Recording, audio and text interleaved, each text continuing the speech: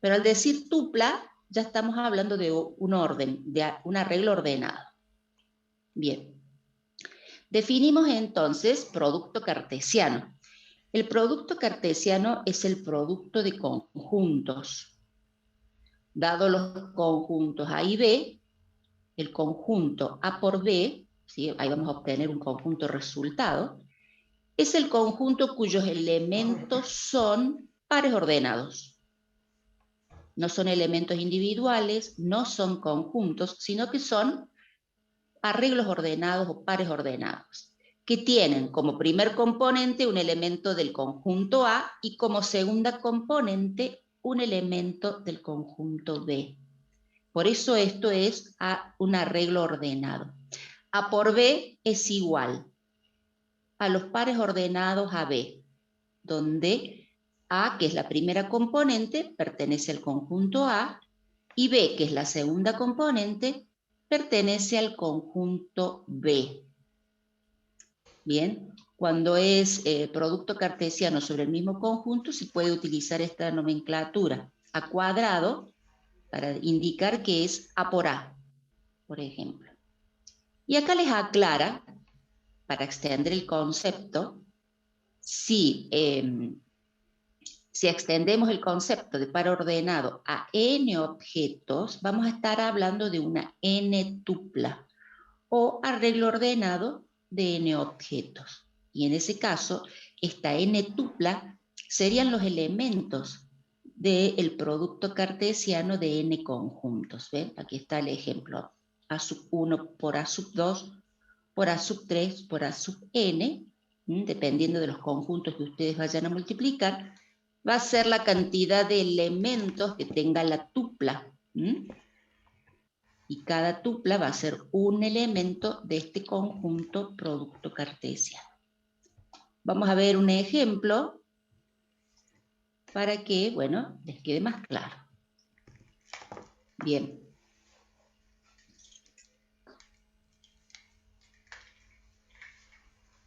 Entonces, yo tengo el conjunto A igual a el elemento 1, 2, 3, y el conjunto B igual a los elementos de E. Me faltó el igual. Bueno, el conjunto A tiene 3 elementos, el conjunto B tiene 2 elementos. Utilicé distintos tipos de elementos a propósito para que lo podamos diferenciar. Entonces vamos a resolver el producto cartesiano de A por B. Los elementos de este nuevo conjunto, porque es una operación también, son ahora pares ordenados, donde la primera componente lo leo del conjunto A y la segunda componente lo leo del conjunto B. Entonces voy a tener el par ordenado, por ejemplo, 1D, el par ordenado 1E. Luego, el par ordenado 2D, el par ordenado 2E, 3D y 3E. Bueno, esos son todos los elementos de este producto cartesiano. Si yo resuelvo el producto cartesiano B por A, fíjense que cambia el orden en el producto. Como es producto de conjunto, el producto no es conmutativo. ¿Por qué? Yo ahora tengo que leer la primera componente del conjunto B. Entonces me va a quedar D1, D2, D3. Luego E1, E2 y E3.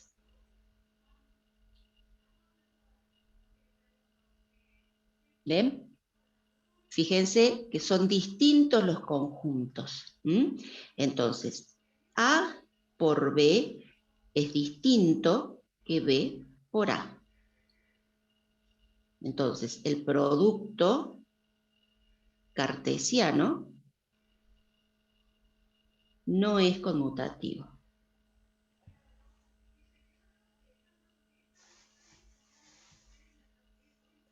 Bien.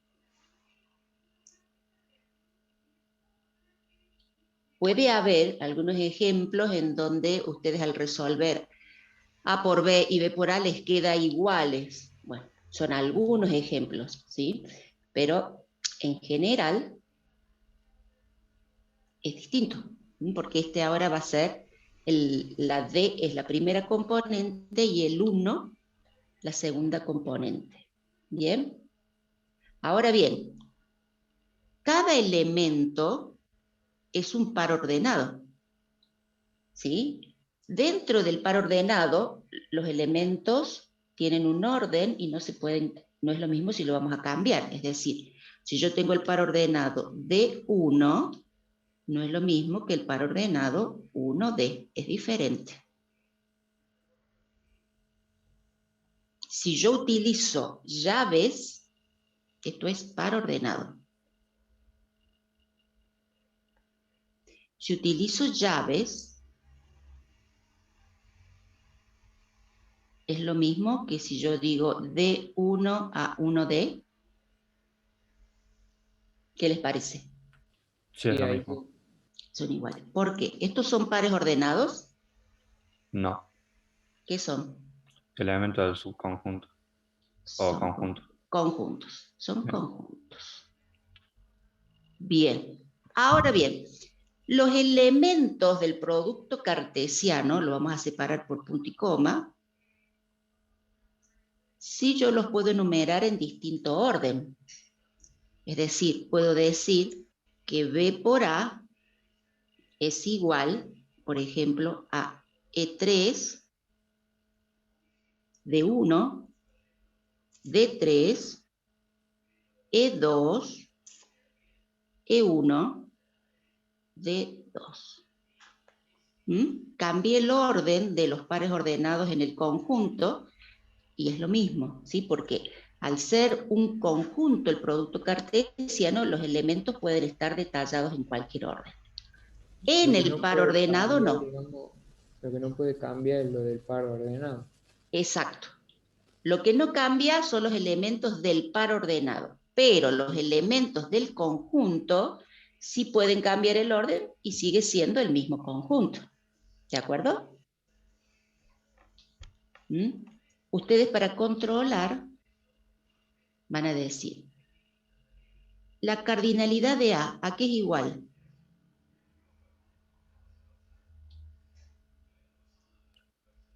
A 3. 3. A 3. ¿Y la cardinalidad de B? 2. 2. Bien. La cardinalidad de B por A es igual a la cardinalidad de B por la cardinalidad de A. Es decir, 6. 1, 2, 3, 4, 5, 6 elementos tengo. ¿Bien? En el producto cartesiano. Y lo mismo acá. La cardinalidad del producto de A por B es igual a la cardinalidad de A por la cardinalidad de B, que es 6 también.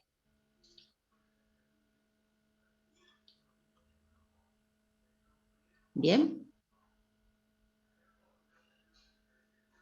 Bueno, y bueno, si tienen que resolver el producto cartesiano sobre el mismo conjunto, pueden indicarlo como, ya les decía ahí, a cuadrado, por ejemplo. Si no le van a tomar producto de más de 2 conjuntos, ¿sí? Pero esto se puede extender a n conjuntos, el producto cartesiano. La cardinalidad indica la cantidad de elementos que tiene el conjunto. Bien, la cantidad de elementos distintos que tiene el conjunto. Bueno, estaríamos con esto. No sé si necesitan otro ejemplo con respecto al producto cartesiano o les ha quedado claro. Es muy fácil, simplemente tienen que conservar el orden y tener claro de dónde van a leer la primera componente y de dónde vamos a leer la segunda componente, ¿sí? Porque hay que respetar el orden de los elementos dentro del par ordenado. ¿Bien? Bueno, preguntas, chicos, hasta aquí. Era muy poquito los que nos quedaba por ver sobre este tema. Axel levantó la mano, a ver qué quiere preguntar. Sí, profe, nada más es el tema de la cardinalidad, porque no me había quedado claro. Por ejemplo, si algún conjunto que puso del A o del B repitiera un elemento, ¿sería cardinalidad 4 o no se considera ese elemento repetido? No, son elementos distintos. Ah, bien, bien, bien. Entonces, si vos tenés A igual a 1, 2, 3, 1, la cardinalidad de A es 3. Ah, bien, ¿Sí? bien. Sí, esa era la duda que tenía. Muchas gracias, profe. No es de nada. Bien, vamos a aprovechar que puse una pausa. Vamos a poner presente en el chat, chicos.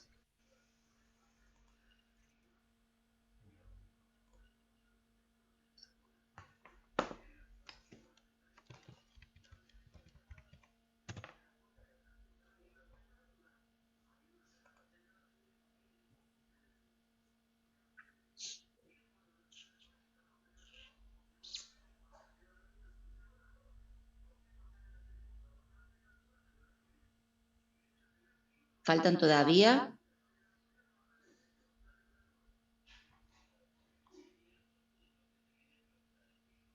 Faltan 20.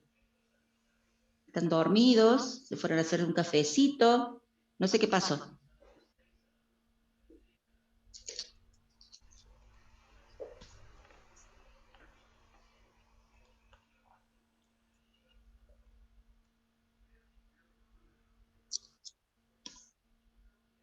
Bueno, ya estamos. Les voy a hacer algunas preguntitas a modo de repaso. No sé si ya comenzaron a estudiar. Sí, profe.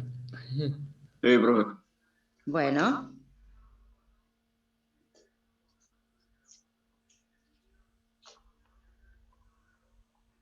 A modo de repaso vamos a hacer algunas preguntas.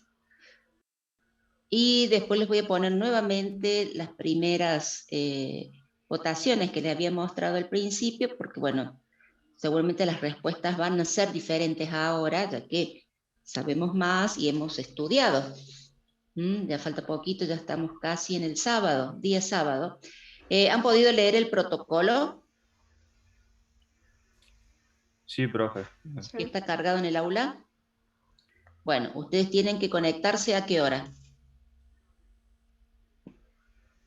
A las 10. A las 10 de la mañana. Bien.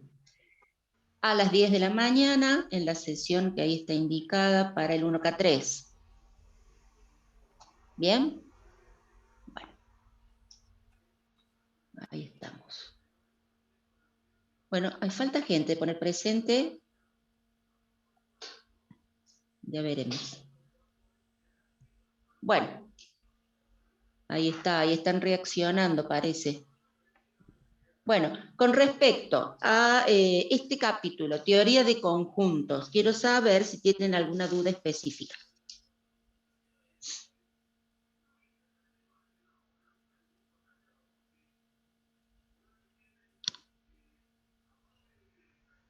Aparte de lo que, bueno, ya aclaramos de cardinalidad, que eso a veces no queda claro en el concepto. Un tema que por ahí se me hace un poco confuso. La pertenencia se aplicaba a los elementos y la inclusión a los conjuntos, ¿verdad? Exacto. Conjuntos y subconjuntos, ¿no es cierto? Claro, pero podíamos tener casos en donde la pertenencia se aplicaba a un conjunto que formara parte de un conjunto. Ahí sí sería válido, ¿no? Claro, si está como elemento. claro, Sí. sí, a eso me refería. Mm. Y En el caso de la a su familia, vez por también, ejemplo, sí, sí, claro, ese es el tema que me confundía por ahí en las familias. Y la inclusión también se puede aplicar, pero tomando los elementos como subconjuntos. Bueno, exacto, exacto. Cuando vos tenés subconjuntos, tenés que hablar de inclusión. ¿Mm?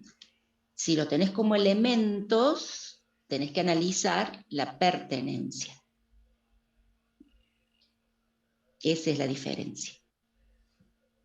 No sé quién levantó la mano recién, ya se me fue.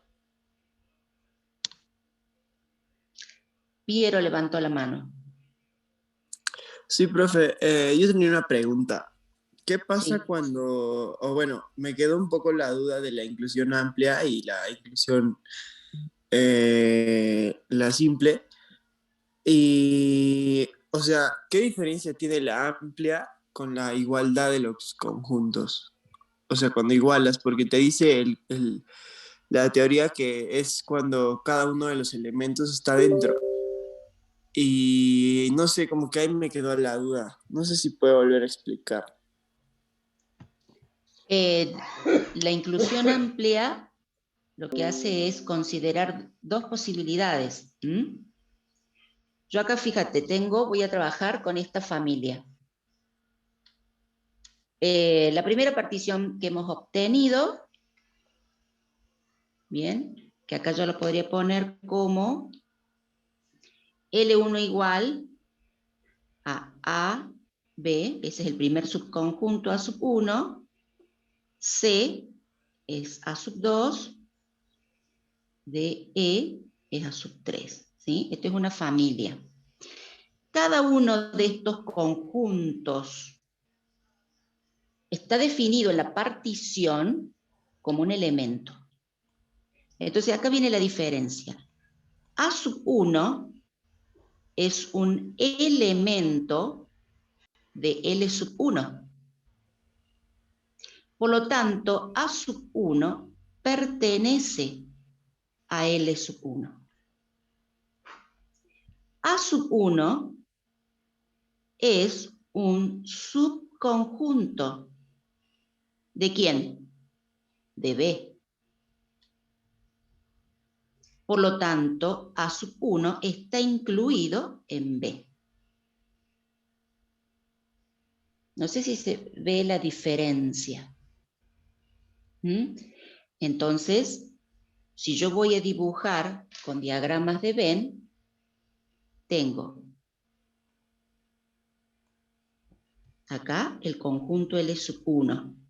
Los elementos son el conjunto A sub 1, A sub 2 y A sub 3. Son elementos. Si yo dibujo a B, como elementos tengo a B, a C, a D y a E. ¿Mm?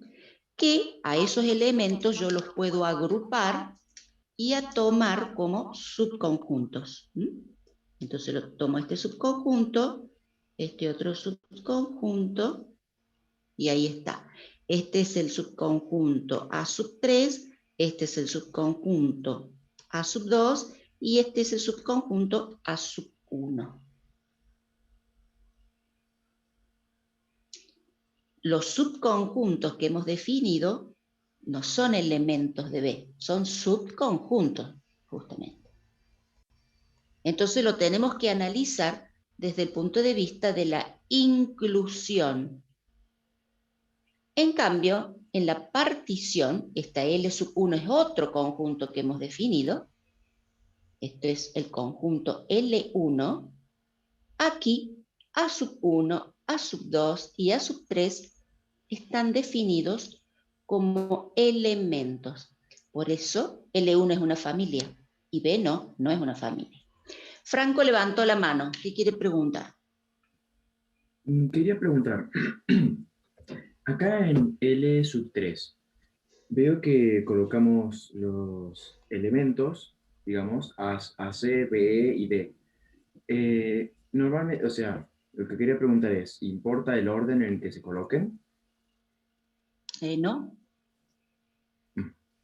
Ok. Estamos hablando de conjuntos. Bien, fíjense, yo aquí enuncio A1 está incluido en B. ¿Verdadero o falso? Verdadero. Verdadero. Verdadero. Bien. A1 está incluido en forma amplia en B. ¿Verdadero o falso? Falso. ¿Seguro? Verdadero. Ah, Verdadero. verdadero. ¿Por qué es verdadero? Porque la inclusión amplia no cumple Sí. las dos La condiciones. inclusión no cumple las dos condiciones, debe cumplir una de las dos.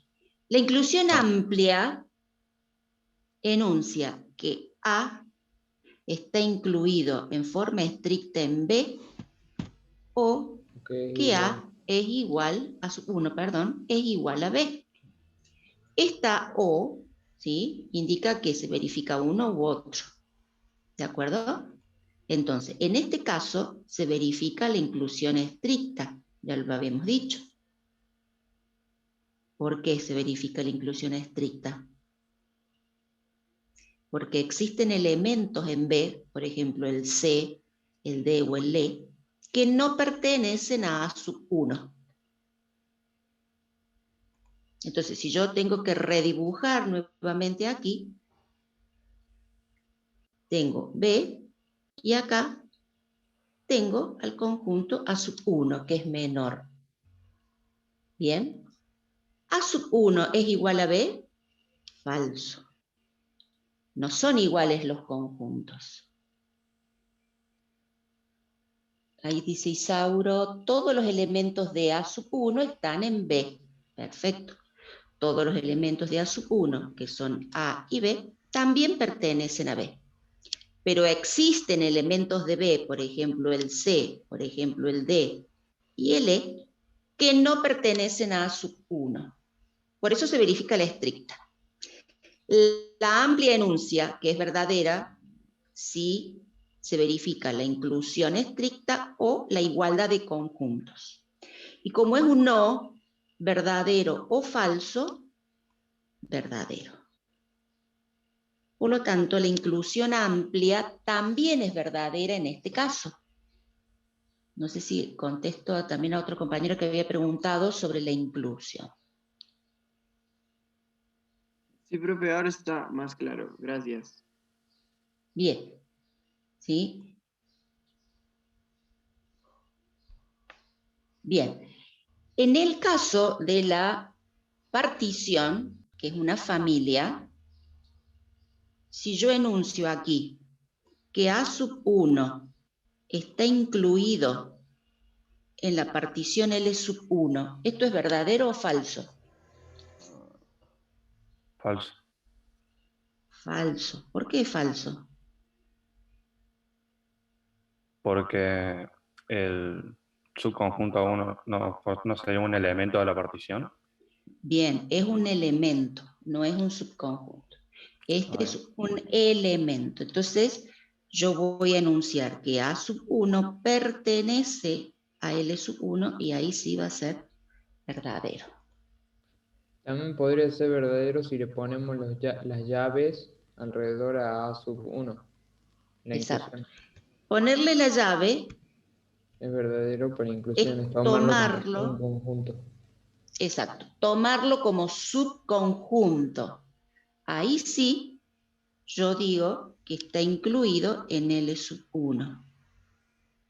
Acá lo tomé como subconjunto de L1. Ya, profe, ¿y arriba cómo lo tomó en el primero? Como elemento. A1 es un elemento. Acá está. A1 es un elemento.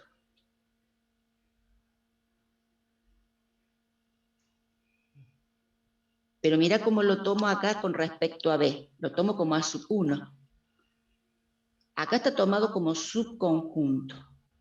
¿Por qué? Porque los elementos de B son elementos individuales, ¿ves? Tenés A, tenés B, tenés C. Los elementos del conjunto B no son conjuntos. En cambio, los elementos del conjunto L1 sí son conjuntos. Por eso, tomarlo así como A1 es tomar un elemento respecto a L1. Por eso esto es verdadero. Pero tomarlo como A1 respecto al conjunto B, vos acá estás tomando un conjunto, no un elemento, porque B no tiene como elementos a conjuntos. No sé si se nota la diferencia. Sí, profe, gracias. Bien. ¿Alguna otra consulta?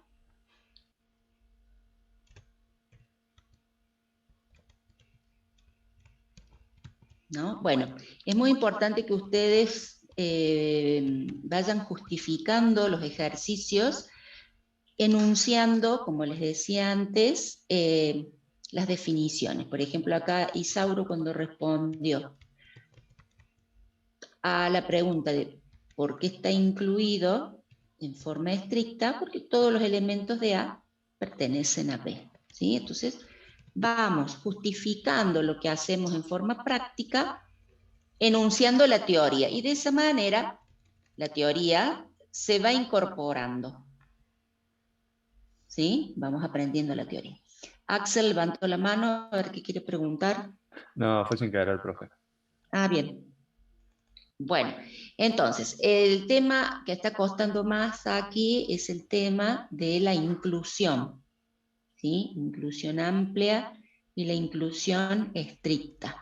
Bien, recuerden que hay distintas propiedades de la inclusión, sobre todo lo que hace referencia a el conjunto vacío. Ahora bien, el conjunto vacío, así, está incluido en B. ¿Verdadero o falso? Verdadero. Verdadero por Más. vacío siempre presente. Bien, verdadero. El conjunto vacío está incluido en L1. ¿Verdadero o falso?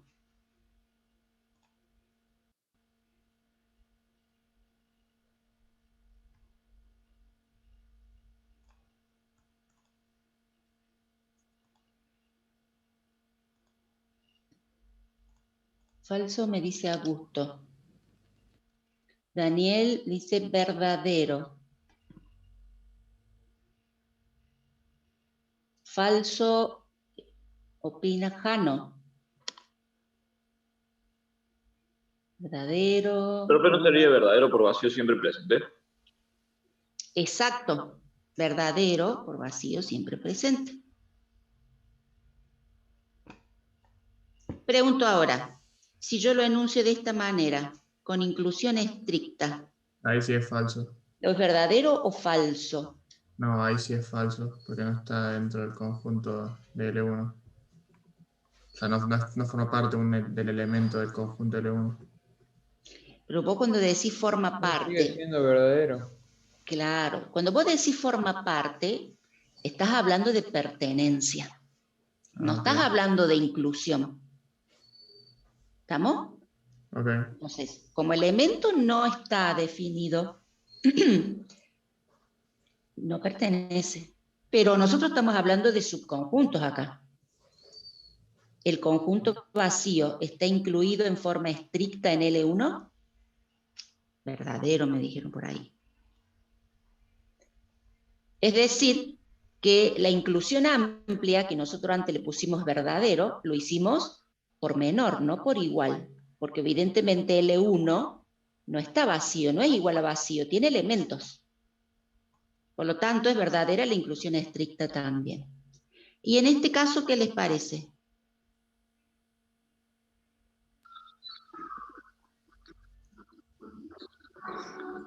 Verdadero. Verdadero. Por lo mismo. ¿Sí? El conjunto B no es igual a vacío. Por lo tanto, la inclusión amplia y la estricta se hacen verdadero porque vacío es menor a B. ¿Mm? Ambas son verdaderas. Profe, si tomamos pertenencia con el conjunto vacío, es falso, ¿no? Claro. ¿Vos ves que hayamos enumerado al conjunto vacío como un elemento de la partición L1? No, por eso. No. Por eso, si decimos que el conjunto vacío pertenece a L1, esto va a ser falso. ¿De acuerdo? Para decir que pertenece, tiene que estar puesto explícitamente, ¿no es cierto? O sea, tenemos que haberlo enumerado. Bien. Bueno. ¿Alguna otra consulta? Con respecto a la unión de conjuntos, a la intersección, Axel levantó la mano. Era yo por la partición, profe. Cuando puso L1 y adentro los elementos, si llega a haber un elemento suelto, o sea, uno sin llaves, ¿sería considerado una partición? No. Ah, bien. Ah, era eso. No, porque acá, fíjate que la tercera condición te lo enuncia. Te dice que la unión de los subconjuntos que se hayan definido tiene que ser igual al conjunto B. Si les ha quedado algún elemento sin agrupar, vamos a decir, no, la unión de estos conjuntos no va a ser igual a B, va a ser menor. ¿Mm? No pueden quedar elementos sin agrupar.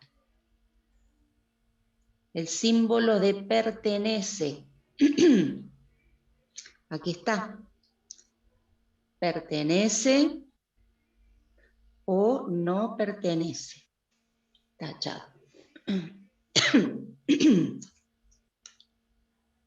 Bueno, la unión de conjuntos es igual a la suma de los elementos. Está claro eso, ¿sí? Todos los elementos de A más todos los elementos de B.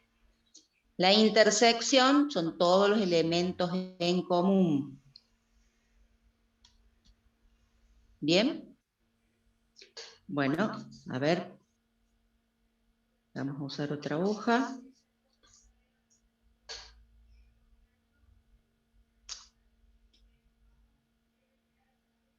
Si yo tengo dos conjuntos,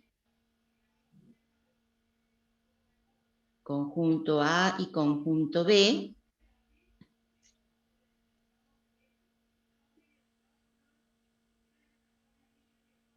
y estos son los elementos. A unión B, ¿a qué va a ser igual? A 1, 2, 3, 4 y 5. 1, 2, 3, 4 y 5. Esto es como una suma de conjuntos. Todos los elementos de A más todos los elementos de B. ¿A qué va a ser igual la cardinalidad de A unión B? La cardinalidad de A más la cardinalidad de B vendría a ser. El 5. A ver, la cardinalidad de A es igual a ¿cuánto? 3. A 3. ¿Y la cardinalidad de B? También. 3. Y acá tengo 5 elementos. Y si ustedes ponen 3 más 3, ¿a qué es igual? Ah, claro. A 6. ¿Qué tengo que restar acá? Los elementos en común. En común. A intersección B. Es decir, Claro, porque comparte el 1. 3. Exacto. Entonces, A unión B, cardinalidad, es igual a 5.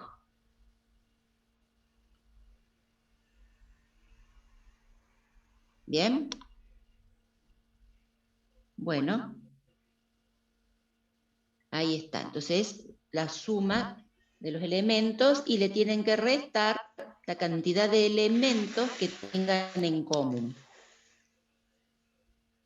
Bien. ¿A qué es igual entonces la intersección?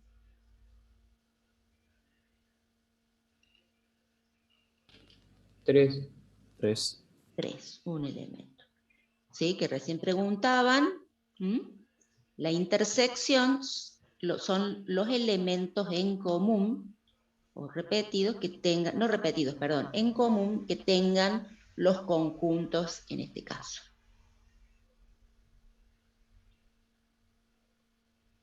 Bien.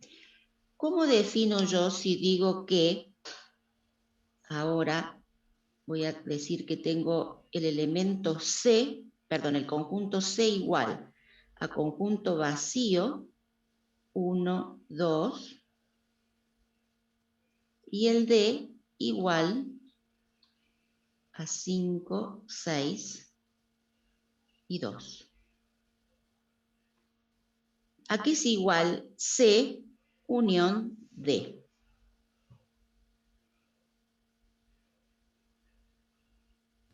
Uno, 5, 6 y el conjunto vacío. A vacío, Sí. 1, 2, 2, 6. 5 y 6. Sí. ¿El conjunto C es una familia?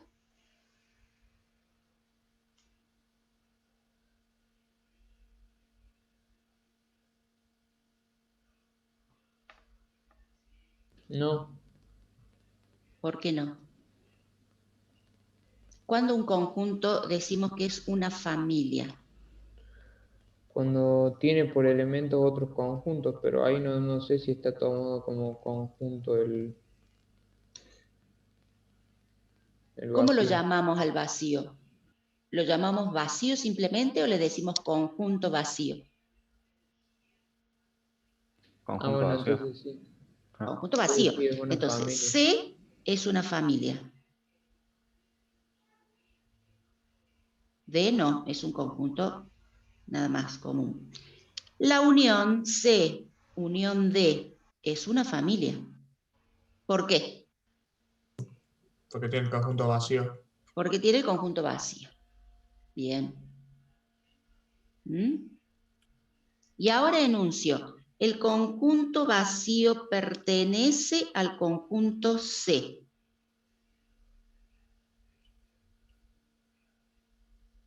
Sí. Verdadero. Verdadero. Verdadero. El conjunto vacío pertenece al conjunto D. Falso. Falso. Falso. Falso. ¿Qué pasa con vacío siempre presente? Es para la inclusión. Es para la inclusión, muy bien. Vacío pertenece a la unión de C y D.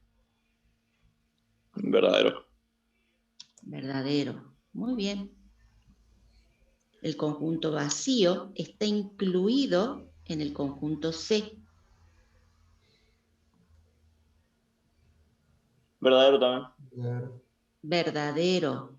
Si es verdadera la inclusión estricta, ¿cómo será la inclusión amplia? También va a ser verdadero. verdadero. Verdadera también. Verdadera también. Hay casos en los que no. No, si es verdadera la estricta, es verdadera la amplia. Ok. ¿Sí? Puede ser verdadera la amplia, pero no la estricta. ¿En qué caso? Y que sean iguales los conjuntos. Que sean iguales. Exacto, cuando los conjuntos son iguales. Aquí, nuevamente, el vacío está incluido en el conjunto D. Verdadero. Verdadero. Bien, la inclusión estricta y la amplia. Y lo mismo en el último, en la unión.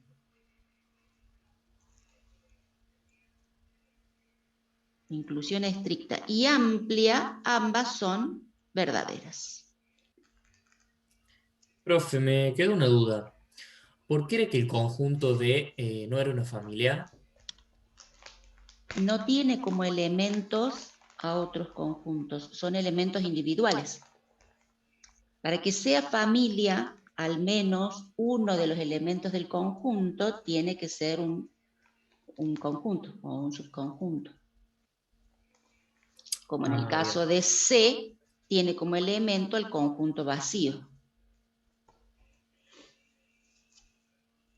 O Entonces se ya tiene que es una tener familia. otro conjunto, digamos. Claro, tiene que tener como elemento a otro conjunto. 1, 2 o 3 subconjuntos como elementos. Al menos uno. ¿Mm? Vimos dos casos particulares de familia.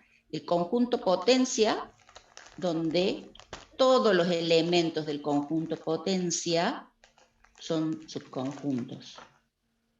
Y el conjunto partición también. Todos los elementos de una partición son conjuntos. O subconjuntos. Si no, los demás, bueno, los llamamos simplemente familia. Cuando tengan 1, 2 o 3 elementos que son conjuntos. En este caso tienen un elemento que es un conjunto, entonces ya el conjunto C es una familia. Definamos entonces sobre el conjunto de el conjunto potencia. ¿Cómo quedaría? A ver. Conjunto potencia de D. Vendría a ser el conjunto 5, 6, 5, 6, 2, 5,6, 5 y 6, no sé cómo decirlo. Sí. 5, 2. Y los tres juntos después. Y los 3. Sí. Muy bien. ¿Qué falta? Y 6, 2. Ahí va a venir mi papá. Bien. Ya va a venir. ¿Qué más? El conjunto Y el vacío. conjunto vacío, Y sí. el conjunto vacío. Bueno, me va a quedar acá. Lo voy a hacer Dice ahí. que estaba retirando unos análisis en el Córdoba. Bien. Entonces tenemos 1, 2, 3, 4, 5, 6, 7, 8. ¿Está bien? La cardinalidad del conjunto potencia, que es igual. A 2 a la cantidad de elementos. O sea, 2 elevado a la cantidad de elementos. A la cardinalidad de D, es decir, 2 al cubo, 8. Está bien. Ahí están los 8 elementos que tiene que tener este conjunto potencia. Bien, conjunto potencia es una familia en donde todos sus elementos son conjuntos.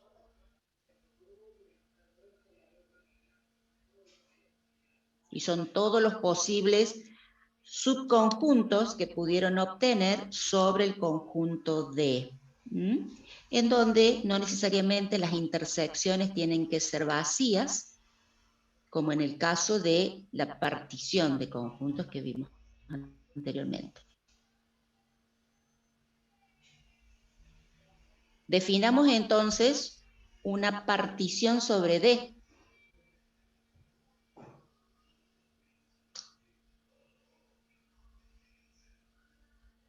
Vamos a definir L1 sobre D. ¿A qué es igual? Me podría ser 5, 6, 2, o sea, elemento 5, A1 sería 5, A2 sería 6 y A3, 2. Exacto, muy bien. Esta es una partición definida sobre el conjunto D. Fíjense que tenemos 3 subconjuntos, son distintos de vacío, tienen cada uno un elemento. Si los tomo de a pares, son disjuntos, no hay elementos en común. Y si los sumo, o resuelvo la unión de estos 3 subconjuntos, me va a dar igual al conjunto D. Por lo tanto, L1 es una partición de D o un conjunto cociente de D.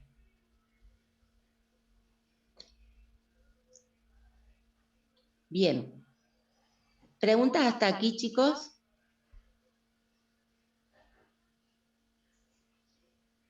Pero yo no entendí bien el conjunto potencia, la verdad.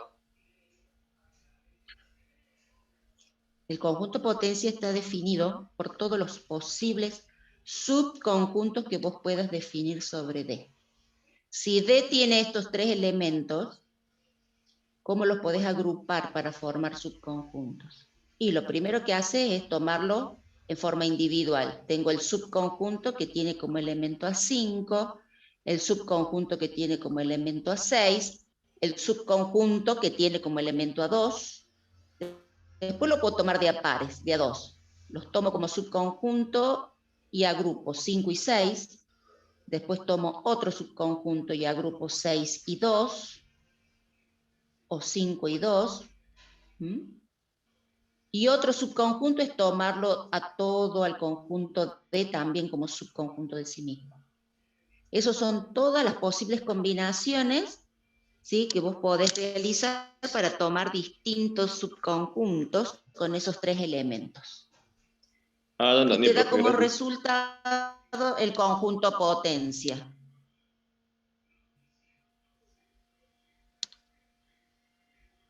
Gracias, profe. Bien, está un poquito inestable la señal. Bueno, con respecto a conjunto, ¿hay alguna otra consulta? ¿Puedes repetir lo de partición, o sea, en L1, partición de D? Sí. Nosotros vamos a definir subconjuntos de D.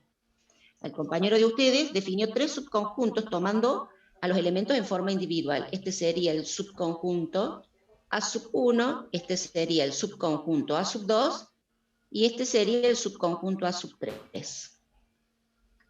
¿Sí? Okay. Pero yo puedo tomar de otra manera.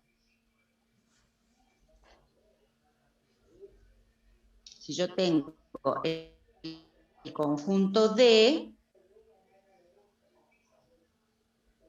igual a 5, 6 y 2, puedo decir que A sub 1 es igual a un conjunto que tiene 2 elementos y que A sub 2 es igual a un conjunto que tiene un elemento que es 2. Y lo agrupé diferente. ¿Bien?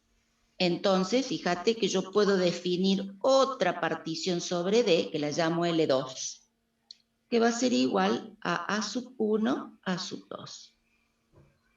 Lo puedes indicar así también.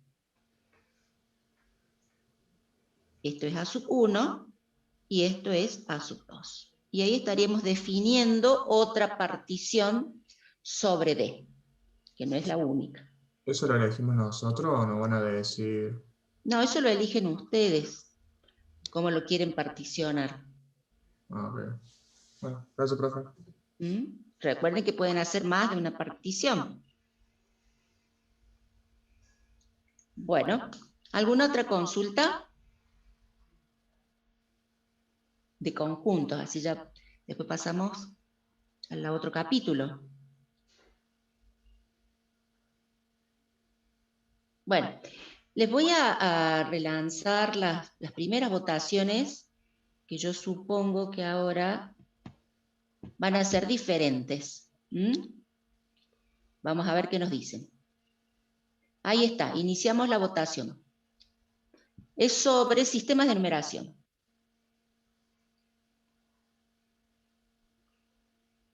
Vamos a esperar unos minutitos que voten todos. Son 95. A ver.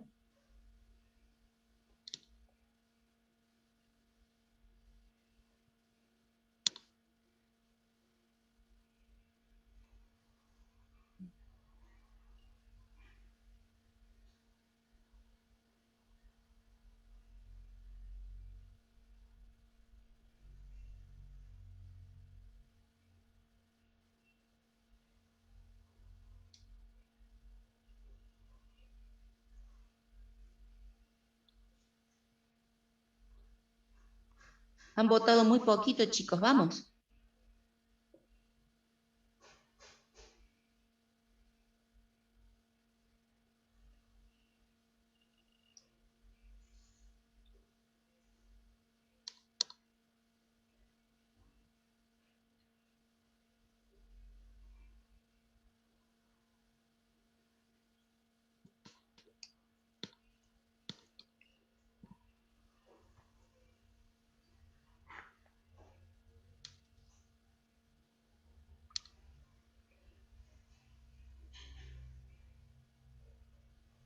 Bueno, ahí nos vamos acercando ya al total de presentes.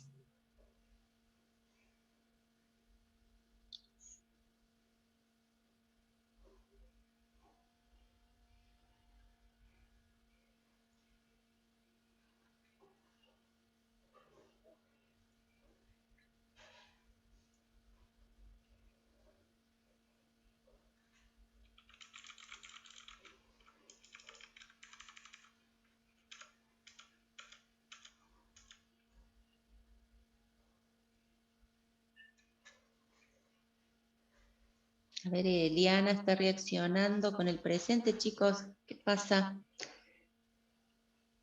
Hace rato que pedí el presente. Bueno, ahí estamos, ya casi ha votado el 80%. Ahí finalizamos la votación. Muy bien.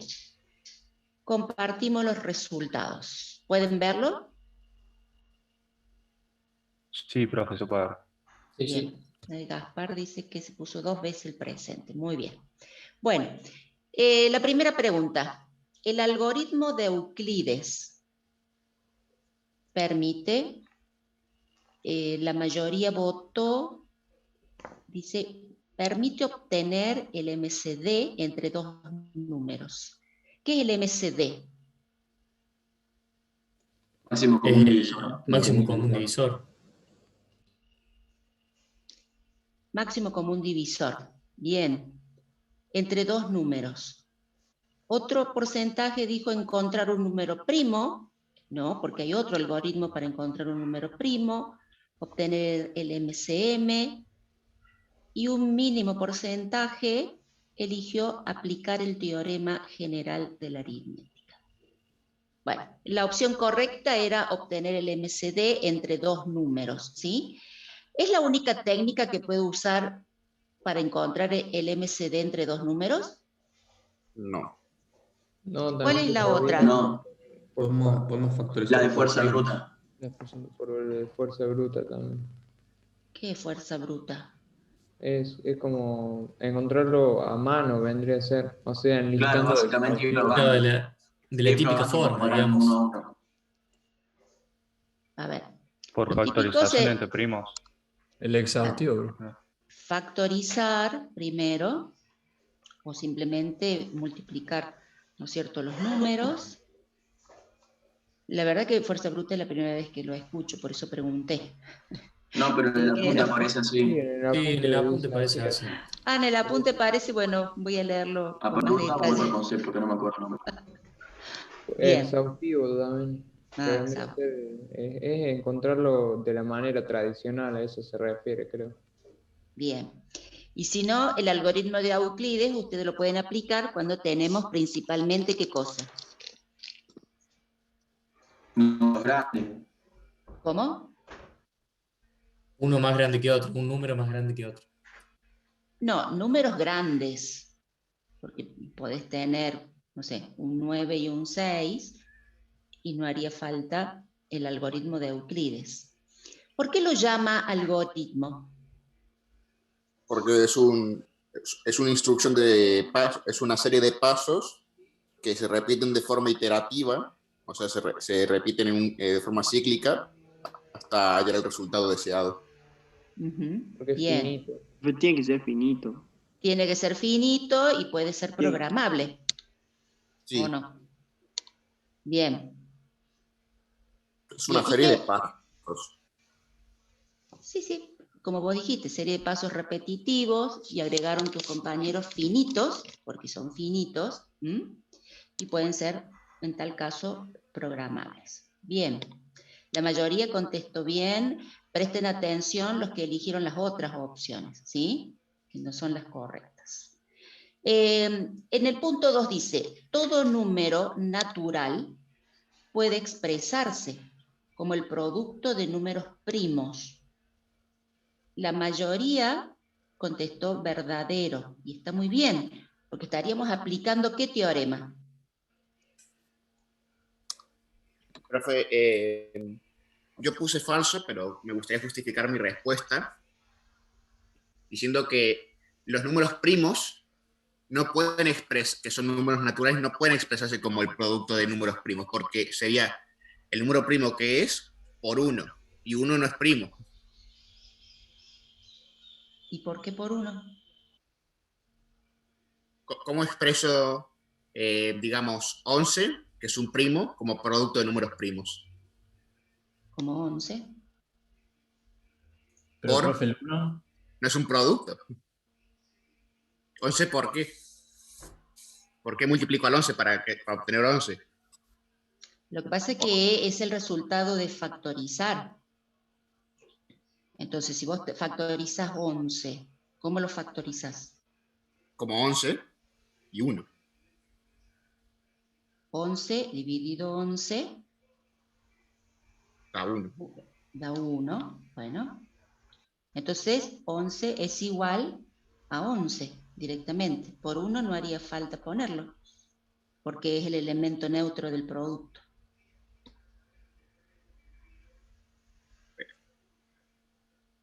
Y estarías aplicando el teorema general de la aritmética. ¿Mm? Pero eso No fue lo que cambia. me preocupó, porque es como... Te confundió, sí, está bien, está bien, está Sí, bien. 1 no es primo, sin embargo, es el elemento neutro del producto, entonces pueden oír. Y sigue siendo bien aplicado el teorema general de la aritmética, en ese caso. profe, Sí, ¿Sí? la lógica estaba. Bueno, profe, sí, escucho. yo también puse falso, pero porque ¿cómo puedo expresar que el 1 y el 0 también son números naturales y no se pueden expresar como primos?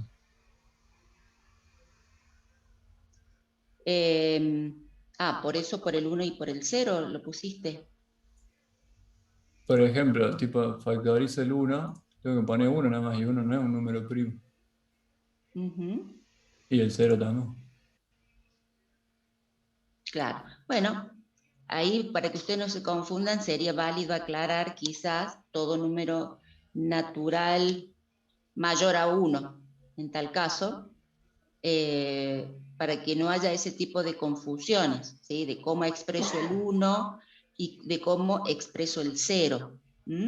El 0 es como 0 porque anularía todo el producto, ¿sí? Entonces, bueno, no hay otra forma de representarlo a ese número. Ramiro levantó la mano, a ver qué quiere preguntar. Yo encontré una pregunta similar que decía que todo número natural par se podía expresar como producto de primos. Lo había encontrado así también en la pregunta. Digo, para las confusiones y eso. Claro, pero me van a decir que el 0 es par. Ah, tenés razón, sí. Porque por definición de paridad el 0 es par. Exacto, por eso vamos a aclarar que todo número natural mayor a 1 puede expresarse como el producto de números primos. Para evitar confusiones con... Pero el 1 no es primo y el 1 solamente se puede expresar como 1 por 1. Exacto. A ver qué me pregunta aquí en el chat Joaquín. No sé, en todo caso la afirmación debería ser todo número natural mayor a 1, sí, es el número primo, uno puede ser expresado como productos de primos. Bien, es lo que enuncia, haciendo referencia principalmente al teorema general de la aritmética, ¿sí?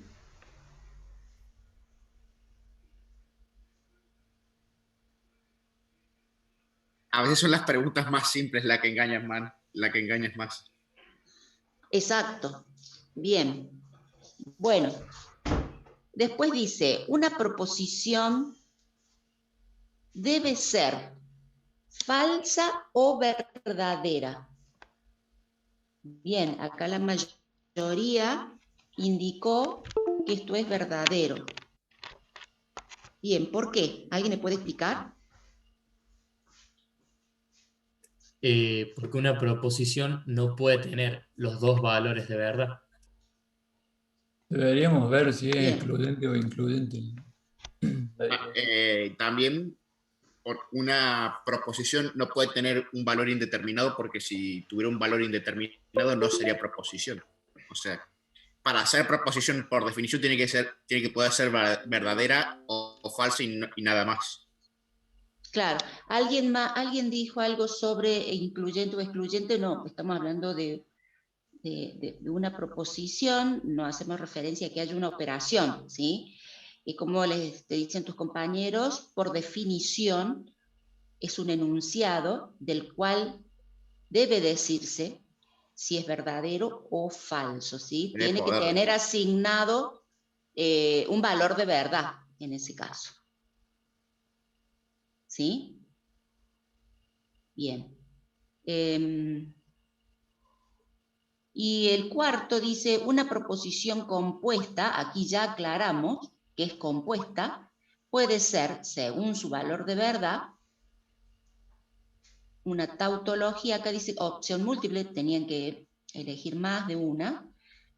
Según el valor de verdad será una tautología, una contradicción o una contingencia.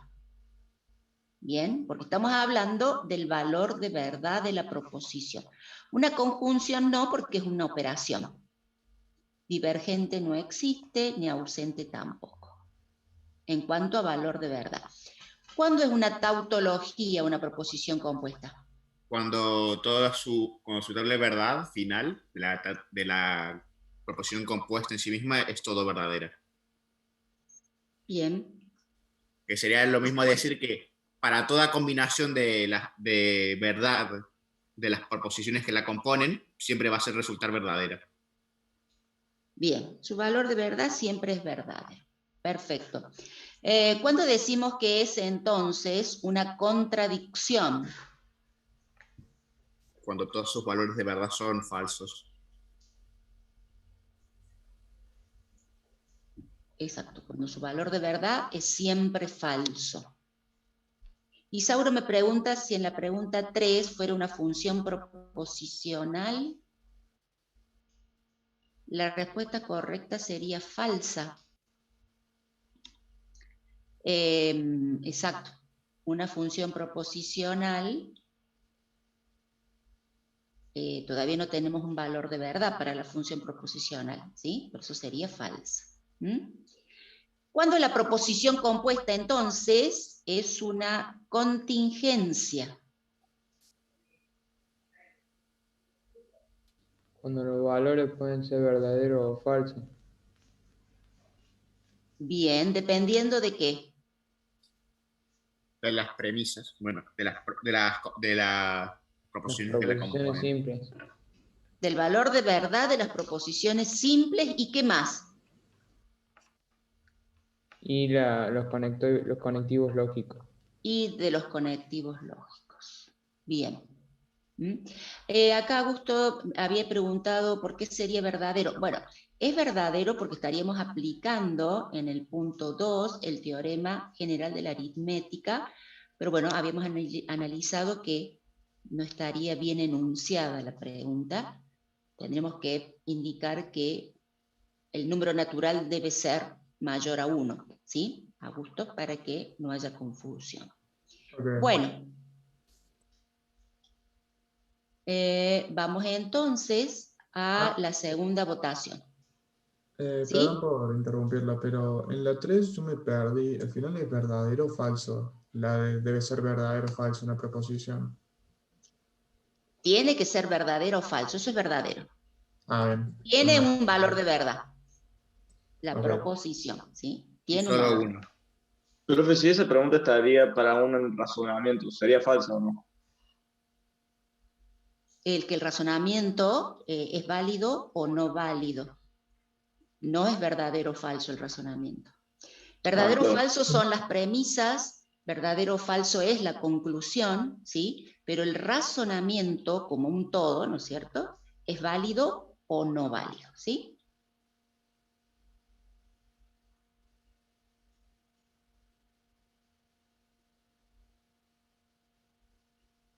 Acá me dice Estefanía que en el teorema dice, por definición, todo entero, ¿sí? Habla de los enteros. En la pregunta yo lo acoté a los naturales, sabiendo que el conjunto de los naturales está incluido en el conjunto de los enteros. Recuerden eso. Bien, les voy a relanzar la segunda votación. Estén atentos, ¿sí? Ahí está, ahora sí.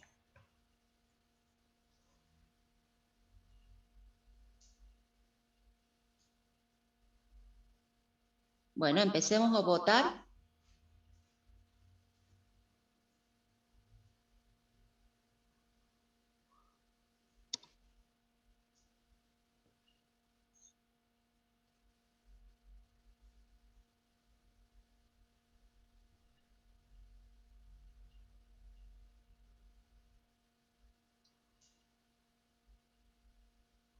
Pasen la 3. Ahí tenés, ¿quién habló? Tienen el micrófono abierto, chicos.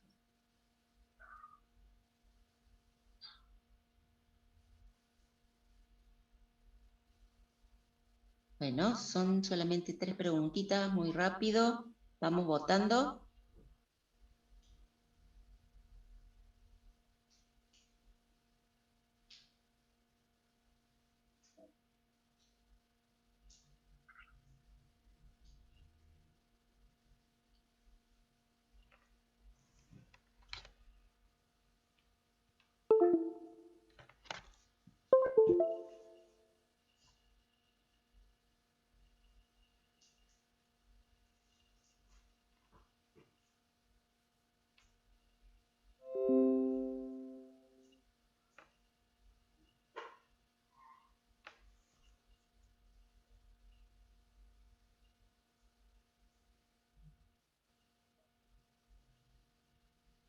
Bueno, tenemos un 60% que votó, un poquito más espero, así ya cortamos.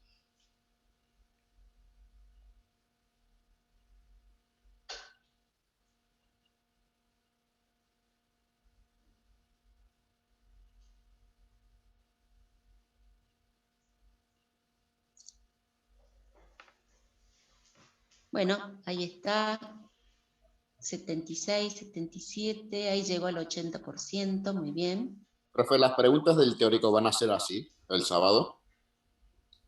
No va a haber verdadero o falso.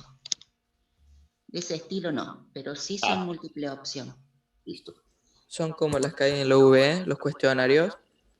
Y claro, sí. Las de la UB son todas del año pasado, ahora va a haber todas nuevas. No hay verdadero o falso y son principalmente para que ustedes piensen, ¿sí? Puede haber de una opción correcta o de más de una opción correcta. Hablando siempre del teórico, ¿no? El práctico ya no sé cómo será. Bueno, finaliza la votación, ahí está. Vamos a ver los resultados. Ahí está compartido. Dice toda función proposicional tiene un valor de verdad, que lo habíamos hablado recién de acuerdo a lo que preguntó uno de sus compañeros. La mayoría eligió falso, esa es la correcta. ¿Por qué es falsa lo que se enuncia? ¿Por qué? ¿Alguien puede explicarlo? Porque una función proposicional, como todavía no ha sido cuantificada, no se puede decir si es verdadero o falso, porque no sabemos, tenemos una incógnita.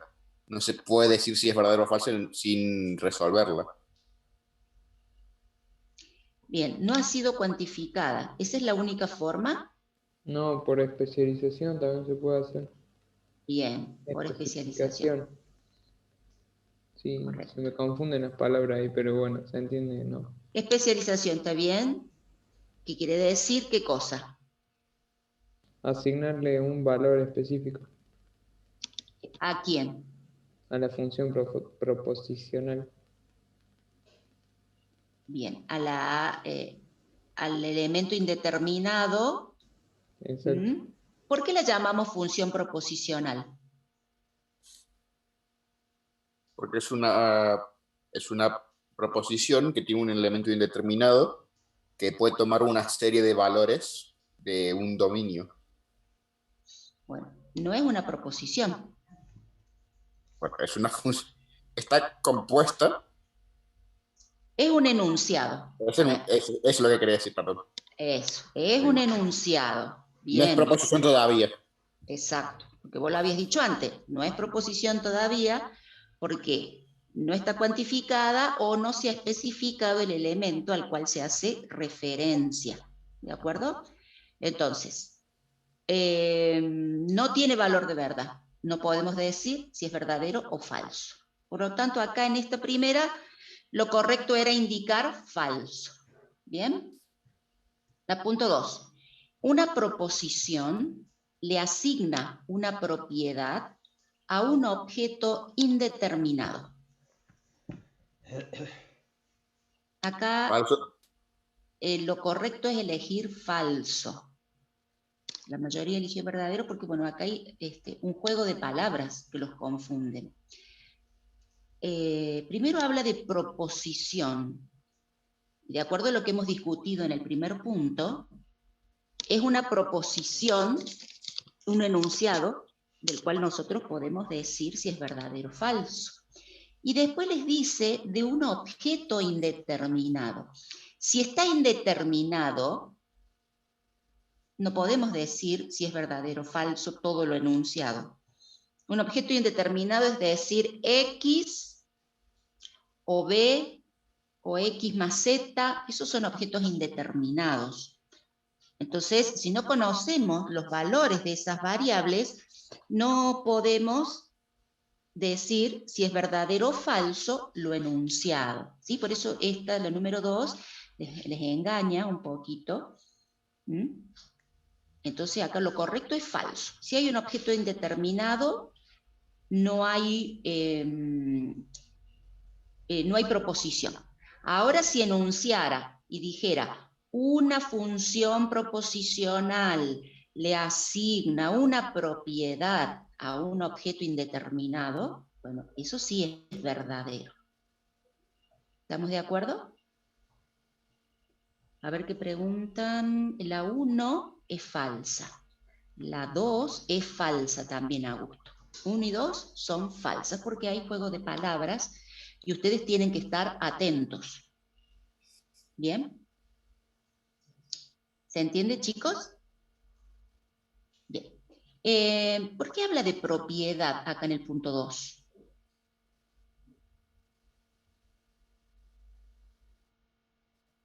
Cuando ustedes ven en el capítulo 3, función proposicional o predicado. ¿Qué es eso?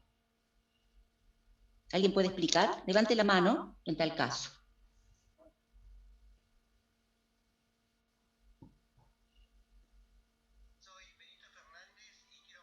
¿Me están escuchando, chicos? Sí, estaría costando explicarlo ahí de forma formal. Pensé que se había cortado la No. Es tema de pensar, a ver, ¿cómo explico esto de forma formal sin meterme en la boca? Bueno, levante la mano, algunos así no hablan todos juntos. No se van a atropellar por hablar, aparentemente. No se atropellen. Tranquilos. Despacito y con buena letra.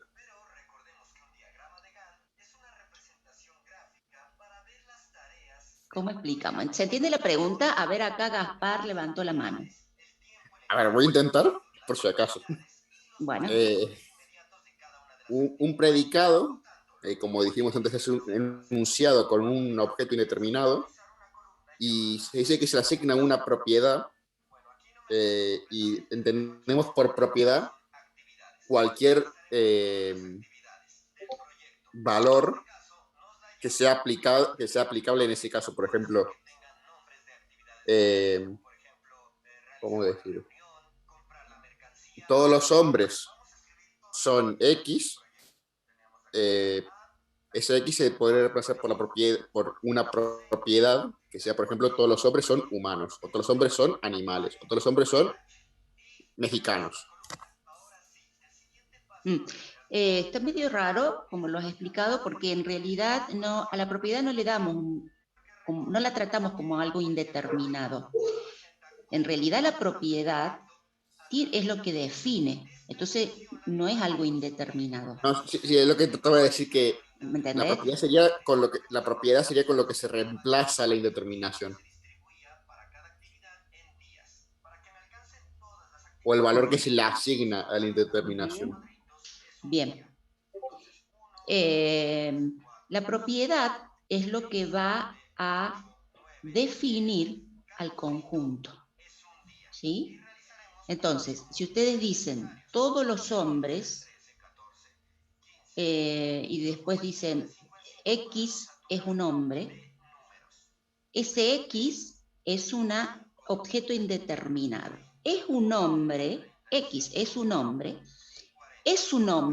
es la propiedad, o es lo que nosotros vamos a llamar el predicado. X sería el sujeto, es un hombre, es el predicado. Por eso a las funciones proposicionales se las suele llamar también predicados. Los predicados asignan una propiedad a un objeto indeterminado, ¿sí?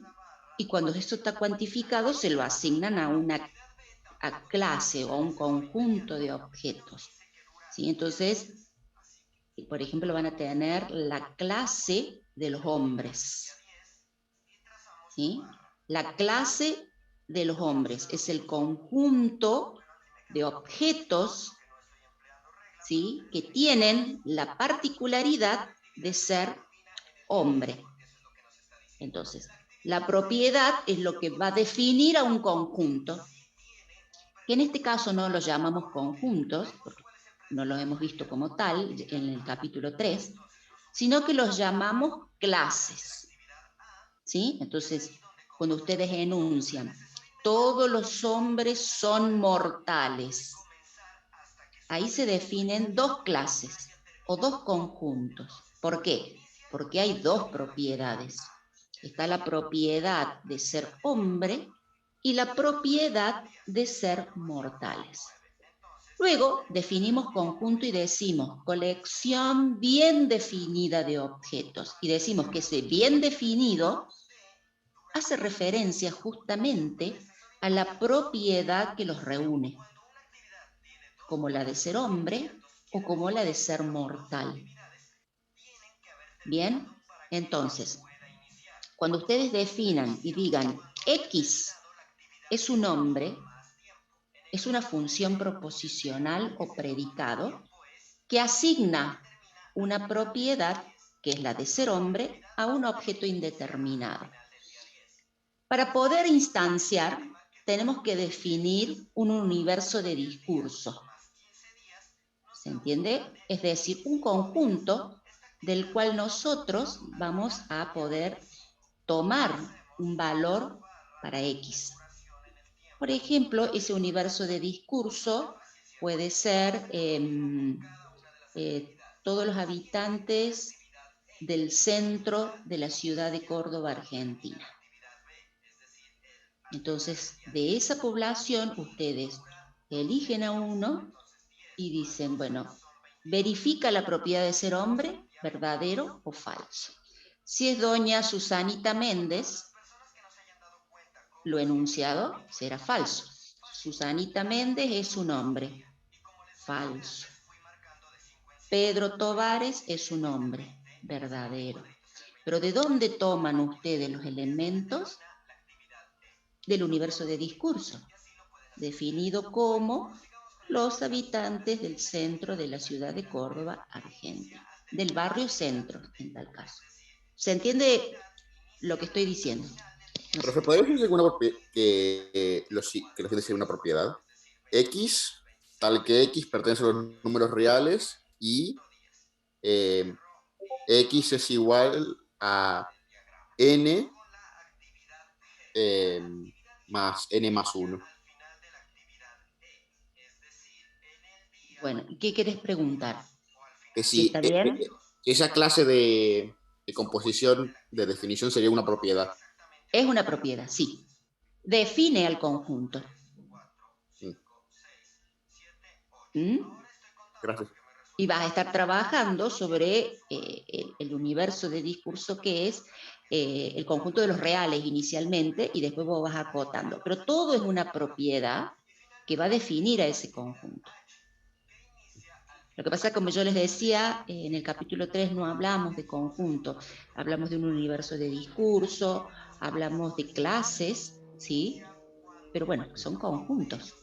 ¿Mm? Todo está relacionado. Sí, todo está relacionado. Bien, vamos al punto 3. Dice, en un razonamiento deductivo válido, acá lo acota bien, razonamiento deductivo válido, y tenían opción múltiple, elegir más de una. La verdad de la conclusión se deduce de la verdad de las premisas, ¿sí? Eso es parte de la definición de un razonamiento deductivo, o sea que es correcto. La conclusión verdadera puede deducirse de premisas falsas. Esto está como medio en contraposición de lo primero que se enunció, que una conclusión verdadera se deduce de premisas verdaderas. ¿Sí? Sin embargo, cuando nosotros analizamos un razonamiento y sabemos que es válido, puede obtenerse de premisas falsas y conclusión verdadera, ¿o no? Sí. Sí. Sí. Entonces esa opción también es correcta, porque estamos hablando, como dice el enunciado ahí, de un razonamiento deductivo que ya sabemos que es válido. ¿Sí? Es solo válido para algunas proposiciones. Esto no es correcto, porque si ya el razonamiento o la estructura del razonamiento sabemos que es válido, será válido para todo lo que se enuncie. Un ejemplo es las reglas de inferencia. Modus tollens, modus ponens o silogismo hipotético. Solamente usamos 3 de muchas más que se podrían enunciar. Son estructuras válidas, sin importar lo que se enuncie. Creo que lo habíamos mencionado en los ejemplos. Entonces, a ver, ¿quién me dicta cuál es la estructura de modus ponens o modus tollens? ¿La recuerdan? Una de ellas era X es verdadero y, bueno, sería mejor ponerlo como A. P, Q, sí, P y Q. P implica Q, P es verdadera, por lo tanto Q es verdadera. Bien, ahí tenemos una estructura válida de razonamiento. ¿Sí? Entonces, creo dice, que esa es creo que era el válido. modus tollens, creo que era eso. No sé si me Es confundo el nombre. válido, bueno, verifiquen los otros, los compañeros. Su estructura siempre será válida, esa también es correcta, solamente le eligió el 36%. Pero el 30% eligió es solo válido para algunas proposiciones. No. Esta estructura es válida siempre, se enuncie lo que se enuncie. ¿Sí? El enunciado puede ser, si hay patos, está lloviendo, hay patos, por lo tanto está lloviendo. Claramente, sí. Claramente no tiene sentido en el lenguaje cotidiano, pero el razonamiento es válido. Exacto. A una más sin sentido, ¿qué puede ser? Si muero, bueno, consigo trabajo. Muero. Por lo tanto, consigo trabajo. ¿Cómo es este razonamiento? Es válido. Es válido. Es válido. ¿Por qué? Estoy siguiendo con una estructura de razonamiento válida. ¿Bien? Entonces no va a depender de las proposiciones ni de lo que se enuncie, sino de la estructura. Si ya es válido, es siempre válido. Permite demostrar otros razonamientos, esto es correcto, porque como reglas de inferencia, por ejemplo, tienen ejemplos en el apunte de que pueden demostrar otros razonamientos, incluso pueden demostrar el razonamiento inductivo, como también vimos que podía aplicarse en ese caso. ¿Sí? Entonces, esta sería correcta. La única que no va es solo válido para algunas proposiciones. Esa no, es la única que no tendrían que haber elegido. Bien. Bueno, a ver.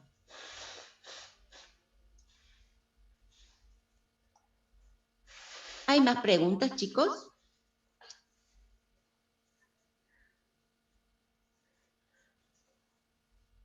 Profe, entonces no importa la proposición, por ejemplo, dice si muero consigo trabajo, entonces si muero yo consigo trabajo así, pero base falsa, sin importar la oración. Válido, falso no. Por eso es válido, perdón, me equivoqué. Esto es válido. No importa cuáles sean las proposiciones, va a ser siempre válido. Okay. No importa qué tan poco sentido lógico, en el sentido cotidiano en la palabra, no importa qué tan poco sentido tengan, el razonamiento es válido. Claro, eso estaba queriendo decir, pero no sabía bien cómo O decirlo. sea, la lógica está. No está el sentido común, pero la lógica está. Bien. Ramiro levantó la mano. Sí, profe, quería saber si tanto también para el modus tollens y el silogismo hipotético sucedía lo mismo. Eran razonamientos válidos sin importar. Exacto, exacto. Bien. Incluso sí, todo lo que es válido, todo lo que ustedes hayan encontrado también en los ejercicios que resolvieron, son estructuras válidas y van a ser válidas siempre, sin importar lo que se enuncie. Bueno, ¿consultas, chicos? Profe, un razonamiento no válido también se lo puede llamar una falacia, ¿verdad? Es falacia, sí. Quería saber si ese término se aplicaba para no decir cualquier cosa. Sí, no válido o falacia. Lo que pasa es que a veces la palabra falacia no la usan bien. Sí. Y también está la definición de falacia en términos de que es una forma de lógica que es la hora de debatir, que una falacia es justamente un razonamiento no válido o una falta de lógica. Exacto. Por ejemplo, hay una falacia que se llama, una falacia común que se llama la falacia del espantapájaros o del hombre de paja, que es cuando uno, en vez de atacar o de debatir el argumento de otra persona, ataca o desmiente un argumento que no es el que se ha propuesto. Por ejemplo, decir, mi oponente dice que beber es malo para conducir. Y yo le digo, o sea que toda la gente que bebe es mala conduciendo. Que no es lo que dijo. Mismo, no es lo que enunció. Exacto. Pero no sé si está bien aplicado, ¿sí? A lo que estamos hablando en cuanto a razonamiento no válido. Es el empleo de la palabra falacia o del término falacia, pero es de otra disciplina. Bien. Quería saber si también se aplicaba para razonamiento no válido. Sí, razonamiento no válido, falacia, se aplica perfectamente. Bien.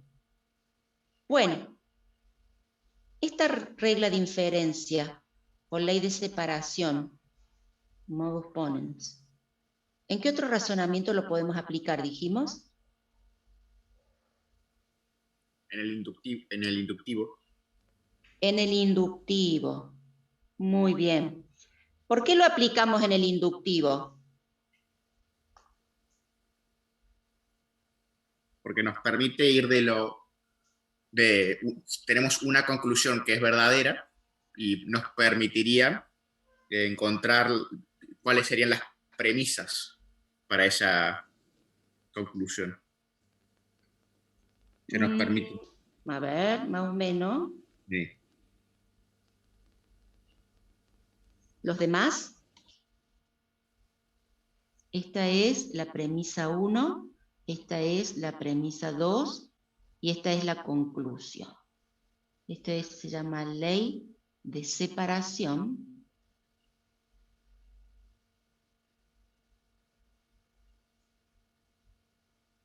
o modus ponens. Bueno. ¿Cuándo aplicamos la ley de separación en el razonamiento inductivo? En el paso inductivo. Bien, en el paso inductivo. ¿Cómo lo hacemos? ¿Te acordás? Sí, cuando queremos demostrar que si el razonamiento es válido para K, también lo tiene que ser para K más 1. Perfecto. ¿Qué es K? ¿Cómo lo llamamos acá? Cualquier número natural K es sin término. Y a lo que nosotros enunciamos para K, ¿cómo lo llamamos? Hipótesis. Hipótesis. Perfecto. Entonces, si lo enunciado para K, que es un número natural, se verifica, porque es una hipótesis, ¿sí? Por propiedad de los números naturales, también debe verificarse para K más 1. Es ahí donde ustedes, ¿cómo lo llamamos a esto?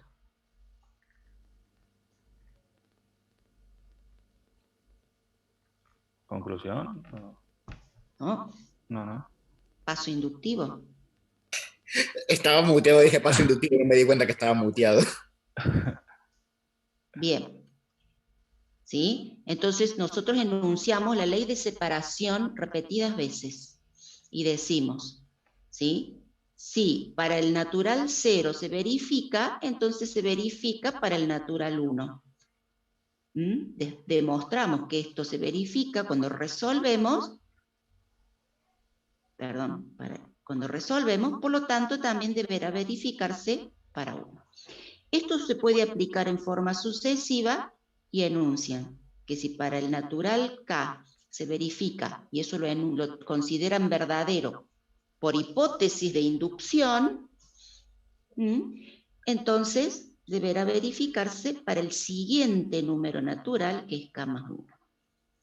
Esto es hipótesis, por lo tanto, se deberá verificar para K más 1. Y esto es paso inductivo, y es lo que ustedes verifican resolviendo el ejercicio y demostrando ¿qué cosa?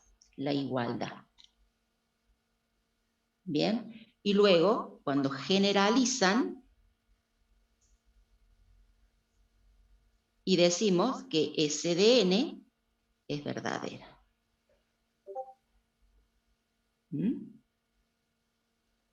Si les da verdadero, generalizamos y decimos que S de n es verdadera. ¿Cuándo les va a dar verdadero el paso inductivo?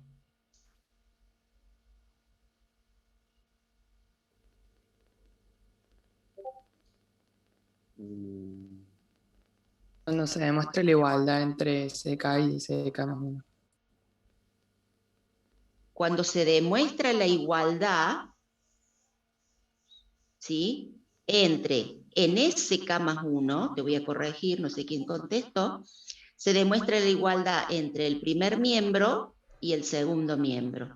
Acá vas a tener S de K más el término para K más 1. ¿De acuerdo? ¿Sí? Y acá vas a tener lo mismo. Si se demuestra esta igualdad, todo esto es verdadero. Si no se demuestra la igualdad, es falso.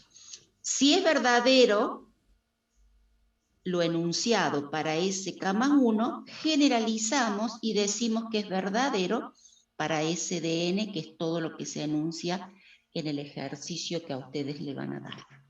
Bien. ¿Cómo se llega al enunciado S de n?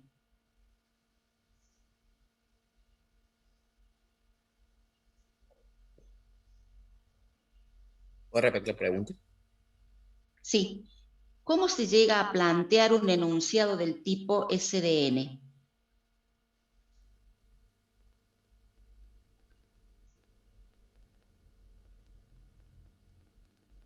Por ejemplo, si yo enuncio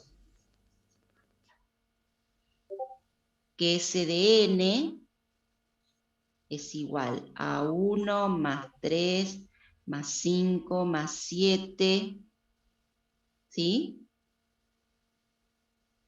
Igual perdón, acá vamos a poner otro. N menos 1 igual a N menos 1 más N más 1 sobre 2. Bueno, ¿cómo se llega a ese enunciado?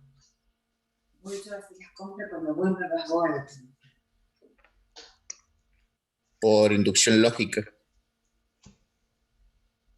Por inducción. Sí. ¿En qué consiste el razonamiento inductivo? En ir desde lo particular, desde lo específico a lo general. De lo particular a lo general, es decir, que ustedes tendrán que analizar el comportamiento de esta suma para el valor natural 1, para el 2, para el 3, ¿sí? Y entonces después poder generalizar para n, que es lo que se intenta hacer acá. Entonces esto surge del análisis de los casos particulares. El primer caso particular, esto será 1, esto será 1 más 3, esto será 1 más 3 más 5, donde el natural que está dentro de paréntesis indica la cantidad de términos que tiene esta sumatoria. ¿Bien? En base al análisis de los casos particulares, que cada vez los voy agrandando, yo puedo tratar de generalizar el comportamiento de esta serie. ¿Sí? Ahora, esto que yo he planteado, ¿es verdadero o es falso? Ahora hay que hacer el paso inductivo para saber si es verdadero o falso. No. ¿Cuál es la técnica para saber si es verdadero o falso el enunciado general?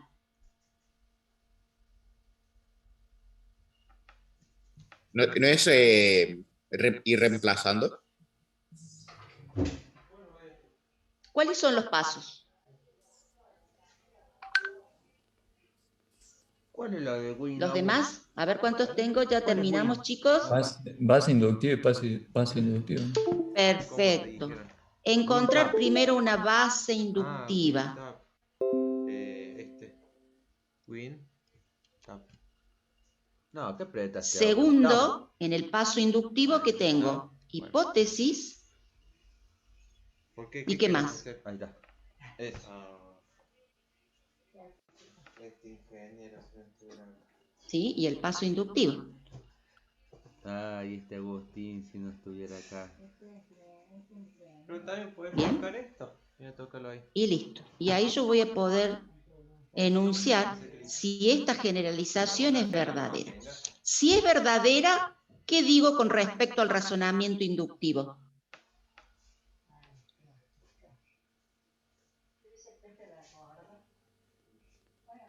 ¿Se confirma o es válido? Esto es un razonamiento inductivo. Si es verdadera, el razonamiento inductivo es válido.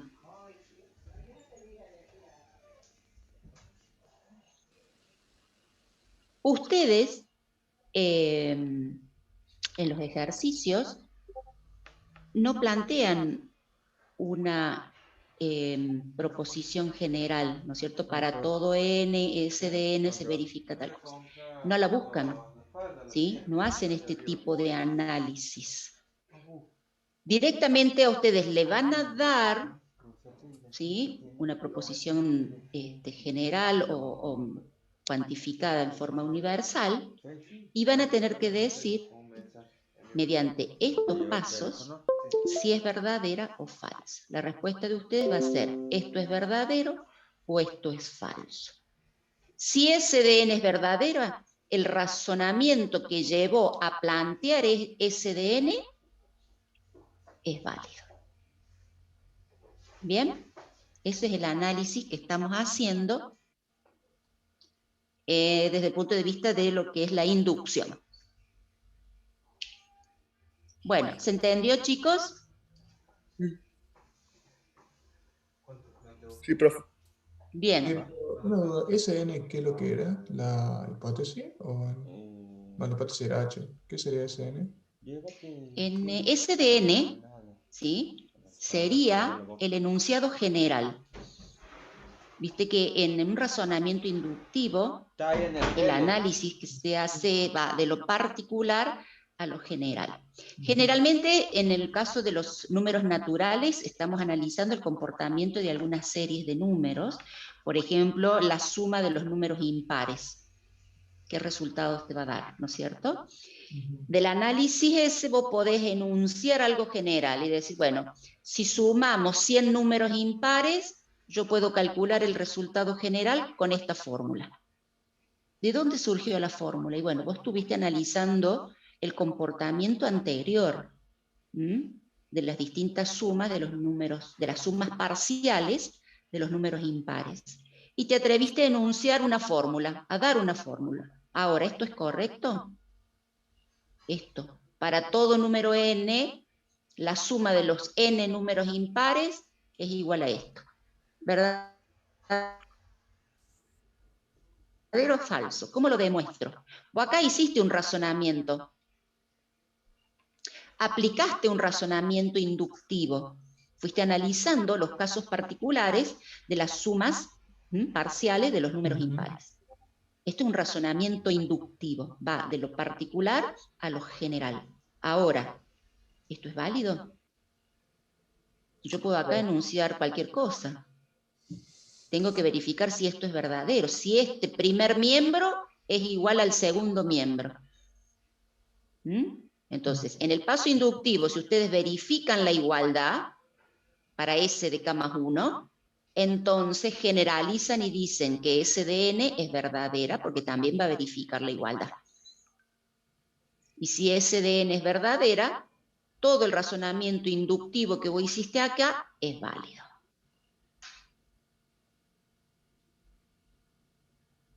¿Bien? Sí, gracias, profe. Bien. Bueno, chicos, si no hay más preguntas, dejamos aquí, nos reencontramos el sábado.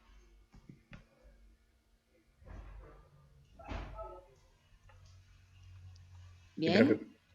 Bueno, nos vemos el sábado. Recuerden, con DNI en la mano o libreta. ¿De acuerdo? Sí, profe. Perfecto. Hasta el sábado, chicos. Suerte. Nos vemos, profe. Nos vemos.